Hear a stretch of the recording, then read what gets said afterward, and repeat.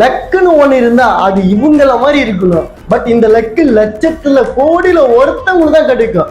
அந்த லக்கு இந்த லேடி கிடைச்சிருக்கு.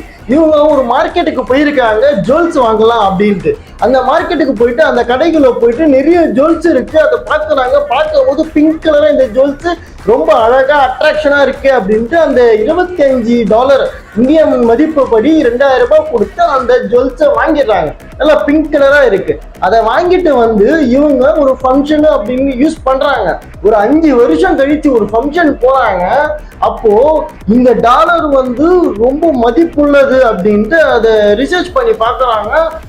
19th சென்ச்சுரிஸ்ல 19ஆம் நூற்றாண்டுல ரஷ்யன் ஒரு இளவரசி அதை யூஸ் பண்ணது. டோபஸ் பிங்க் டைமண்ட் 19 கேரட் பியூர். அதுவும் இல்லாம 19ஆம் நூற்றாண்டுல ரஷ்யன் இளவரசி யூஸ் பண்ணது ரொம்ப பழமையானது. இது ரொம்ப